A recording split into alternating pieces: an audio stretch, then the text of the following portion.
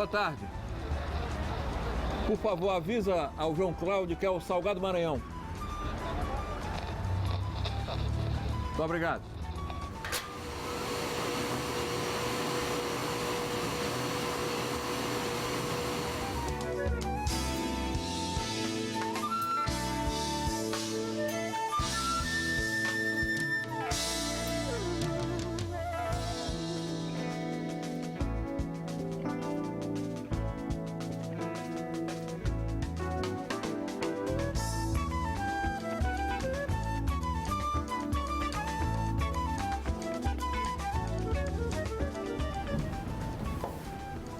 Essa é a casa do homem, né?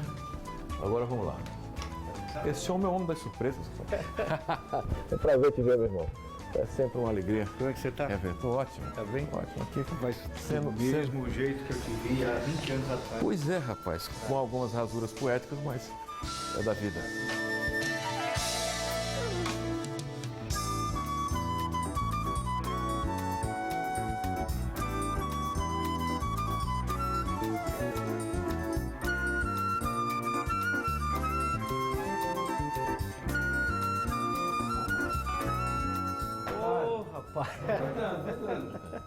Chegou, tá chegado. Estamos em casa? Tá em Em casa. casa. Bom seu salgado. Salgado Prazer. não atrasa, né? Prazer. Salgado. O salgado só chega na hora certa. Você não atrasa. É difícil, porque já é o costume de acordar cedo no campo, no interior do Maranhão, onde se acordava para trabalhar na terra. Ai de mim, sendo o mais novo, que chegasse atrasado, né? Você sabe, o Salgado, que eu acho que o meu caso é patológico. Eu nunca cheguei na hora em lugar nenhum. Então já é um estilo. Olha, Quando você- eu vou à missa. Eu sou católico e frequento a missa. Então eu faço tudo para chegar na hora. Quando eu chego, o padre Florencio já está no altar. E ele está com a cabeça baixa, mas eu não sei como ele me vê. Na hora do sermão ele diz, tem gente que faz questão de chegar pontualmente atrasado. Maravilha. O importante é que Jesus conhece o seu estilo. E ele aceita como você é. Pode chegar, né? Chegou, foi. É. Isso que importa. Vocês não acham que esse negócio da gente não chegar na hora é uma das causas do atraso do Brasil, não? Não acho isso, não. Porque, na verdade, tem outros fatores que... Quando eu digo chegar na hora, não é só chegar a 3 e chegar a 4, não. Porque o que importa é a qualidade do tempo, a qualidade da sua presença. O tempo de intensidade. Isso é que interessa. Não é o tempo despendido. Às vezes a pessoa chega na hora para nada. E não tem... E não rende. Não O que tem rende rendimento. é a sua qualidade. Você é uma pessoa intensa. O tempo que você chegar está bem, porque é o tempo intenso que interessa. A minha Então, filha- Salgado, você está mudando aí, de certa forma, o conceito de produtividade. Não está relacionando essa produtividade ao tempo, mas ao resultado prático que a sua presença vai ter. Exatamente. Isso é como no futebol. O tempo de um craque no campo é diferente do tempo de um perna de pau. Mas e quando o tempo da gente depende do outro? Por exemplo, o padre não vai esperar. Ah, isso foi até gozado. Olha, depois de tantos anos, eu me apaixonei de novo. Que maravilha isso, né? Isso para falar para você na sua frente é até um sacrilégio, porque você é que sabe disso. Você que sabe como é se apaixonar e se reapaixonar, ser apaixonante e tal. Isso é a coisa mais...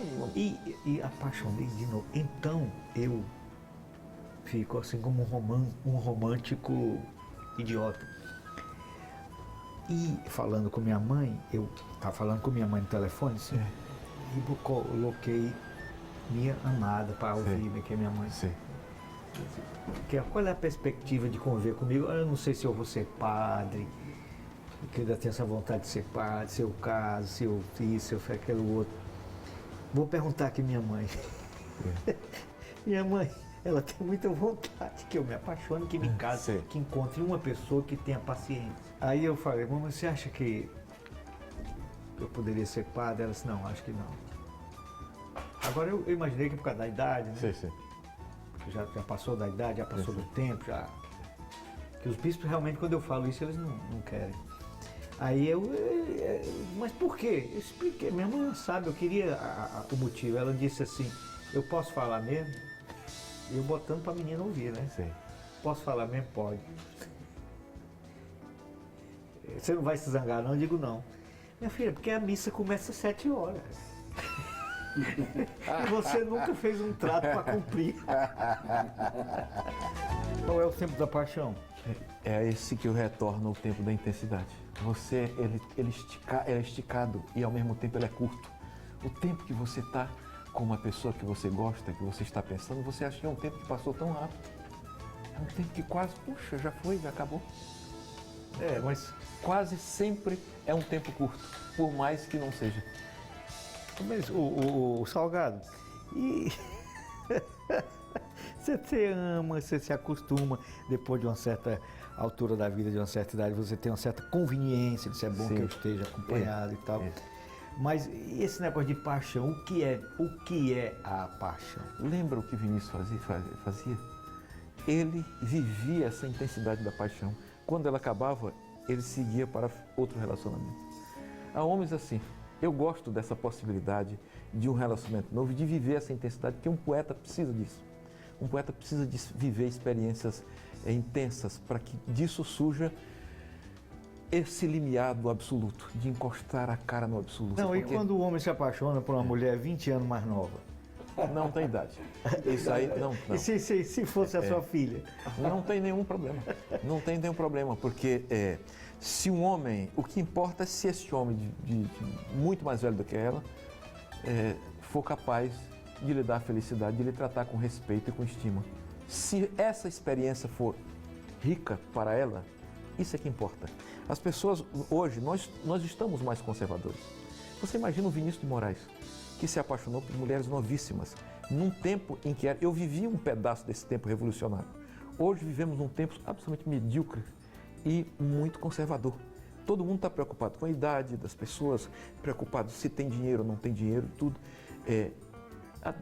Na década de 70, até o começo da década de 80, ainda se vivia um Brasil em que a gente não estava preocupado com a experiência. Hoje, ninguém está preocupado com a experiência, mas com a conveniência daquela experiência. Mas vem cá, por que um pai, eu vou tirar por mim. Sim. Eu não sei por vocês. Eu não vejo nada demais me apaixonar por uma menina 20 anos mais nova do que eu. Pelo contrário, eu acho que me sinto pleno, vigoroso. Eu também não vejo absolutamente nada. Agora, se fosse minha filha, eu não queria, não. Mas um homem de 46 se apaixonasse pela minha filha, eu ia dizer, não, minha filha, procure um da sua idade. Esse está muito velho. O problema é o seguinte... Não aconteceu com minha filha. Eu digo, se acontecesse, eu não ia gostar. Mas de um modo geral... O preconceito? Talvez a questão da equiparação de idades. A gente sempre pensa que o da mesma idade pode trocar e seguir para uma relação mais duradoura. Esse pensamento, Salgado, ele é muito do momento, ou seja, a questão cultural. Se você for há 100, 80 anos atrás, você vai encontrar homens de 35 casando com mulheres de 13, de 15 anos. Não, naquele momento não tinha nenhuma aberração. Não. Hoje o momento é outro. Então, o momento a que eu falei. perspectiva da mulher qual é? Da mulher estudar, trabalhar, vencer na vida, conquistar um espaço. A partir daí ela tem que pensar. E quando um homem mais velho chega, por exemplo, sua filha, aí o que você vai imaginar? Ela vai querer casar porque ele já está mais velho, ele vai querer ficar mais acomodado, diferente de um jovem da idade dela, que vai querer sair assim como ela. Então é que ela pode, de repente, até terminar, recomeçar aquilo. Um homem mais velho, ele vai trazer uma ideia de uma segurança maior. Você não quer isso, você quer Mas é curioso, porque, por exemplo, na elite, se for rico, pode. Os ricos fazem isso toda hora. Mas no meio da classe média para baixo, sempre a gente observa essa diferença de idade. Mas um cara é milionário, casa... Tem o maior preconceito é o social, né? Exatamente. A moral não é racial e nem econômico. Não, porque não é racial e nem ontem falamos sobre isso, é social. É social. A moral Há preconceitos raciais, sim. Se for pobre, não pode. Mas se for rico, não tem problema. Porque isso acontece frequentemente. Pior é quando a pessoa, e se não for rica, ele acha que aí não é. Aí é que está o problema. Aí é uma roubada. Esse é acontece muito. Acontece muito. João, como é que é a tua espiritualidade? A minha espiritualidade é sempre aguçada. Cada vez mais, independe de que eu reze ou não, de que eu tenha uma disciplina de oração ou não. se eu tiver uma disciplina de oração, ela vai se fortalecer, mas eu estou sempre numa busca de uma percepção do mistério. Tudo é mistério. Então eu procuro me comunicar e intuir e digamos, além de intuir, me conscientizar de que eu estou inserido em um mundo invisível, mas que me olha, que me influencia, que tem poder sobre mim.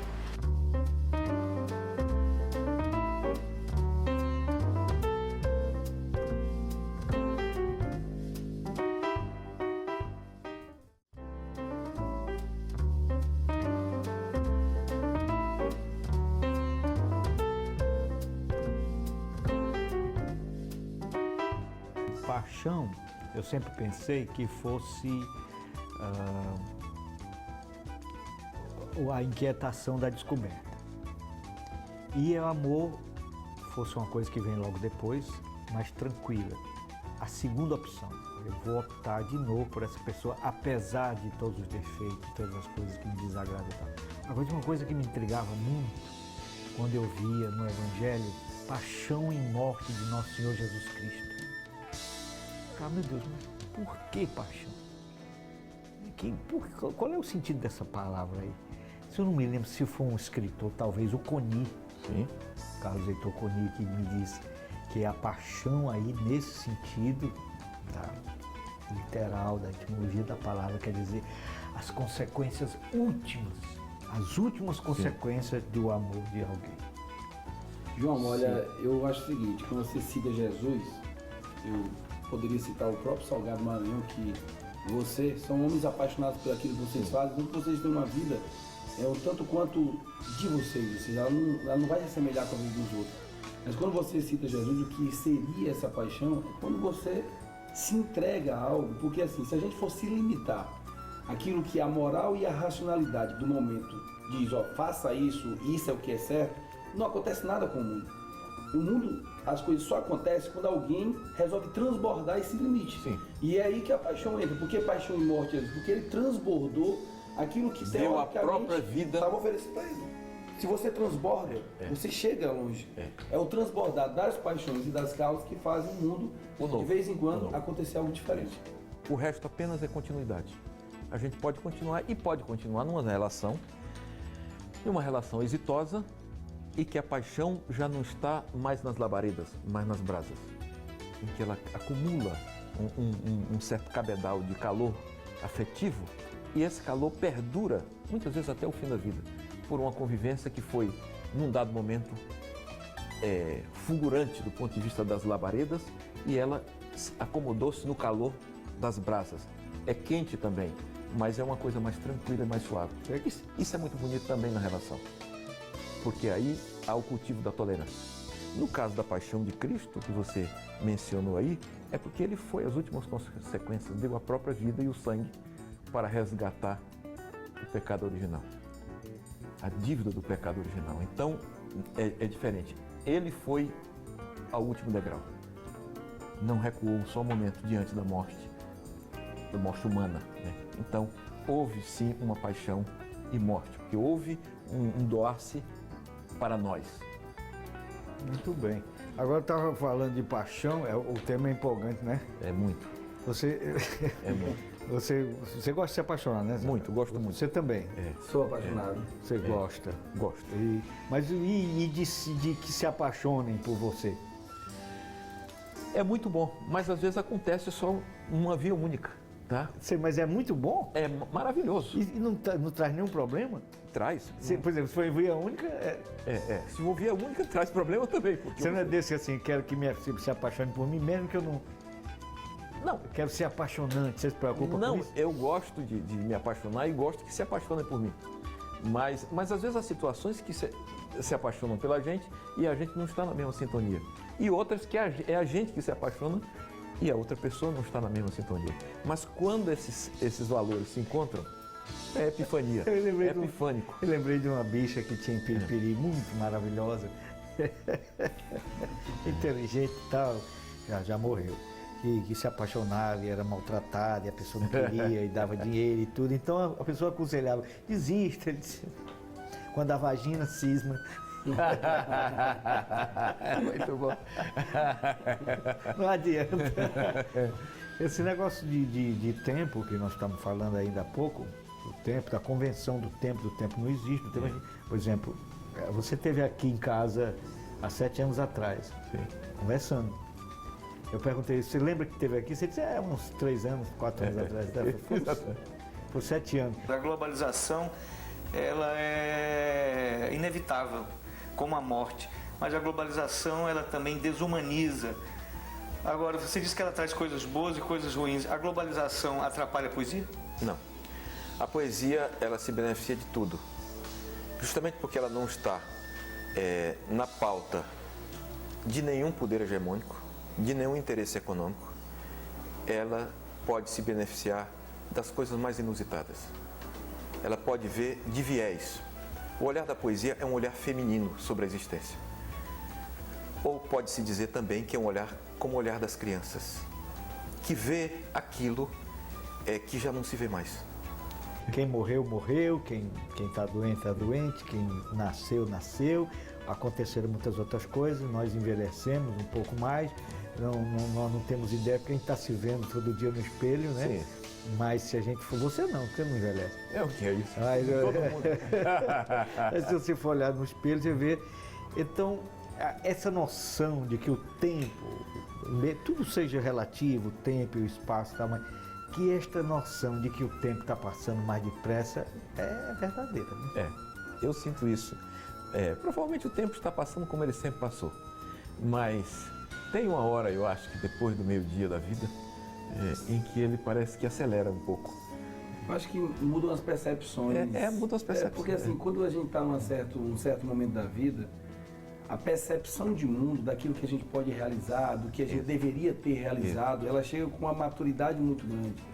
E quando você tem 10, 15 anos, você não está muito preocupado nessa percepção global das coisas, da vida, da noção do que eu posso realizar, em 5 anos o que pode acontecer, em 10 anos o que pode acontecer. Quando, por exemplo, nós estamos na nossa idade aqui, nós somos todos da mesma idade, acontece que a gente diz assim, poxa, eu quero fazer muita coisa, mas vai dar tempo? Eu poderia ter feito isso, não fiz? Então isso vai apressando aqui mentalmente a nossa necessidade de realizar, só que não dá tempo. Mas vem cá, mudam as percepções e muda o foco. Às vezes muda o foco porque você começa a ter prioridades.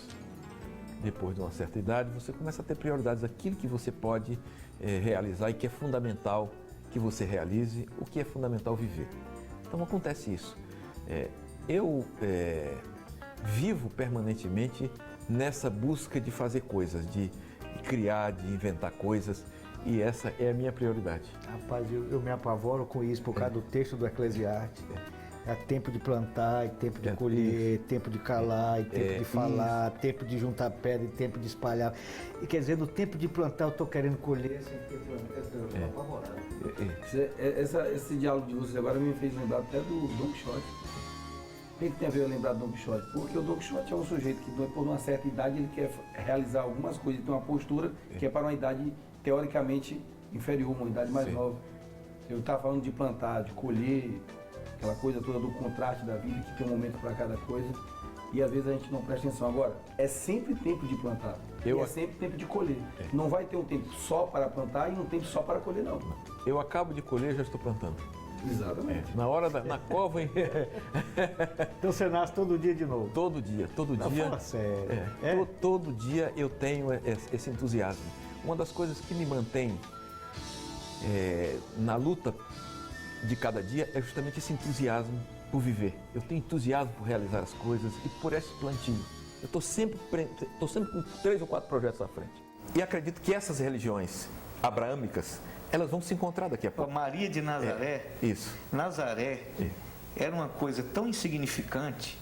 Você falou que o que você faz é tão distante de onde você veio. Era tão insignificante que na Bíblia tem uma citação pejorativa no Evangelho de João.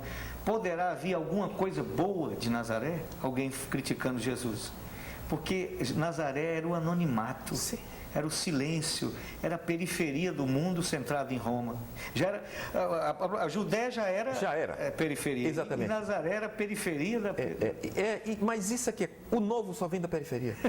As batatas, as laranjas, o milho, tudo vem da periferia.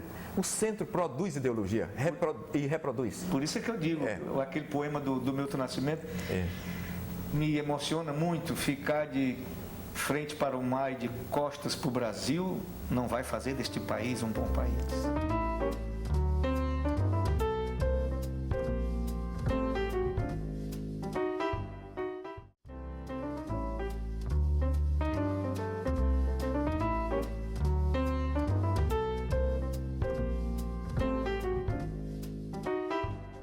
Você sabe que eu acho que nenhum artista gosta de se ver. Não, eu não presto, em mim eu não quero nem saber. Não é? Não quero nem saber. Ele eu nunca só quero saber de olhar os ele outros. só acha o ruim que ele faz. Os outros, eu não vejo programa de televisão, nunca vi. Você fez uma poesia dessa para eu que olha, esse é o livro mais novo.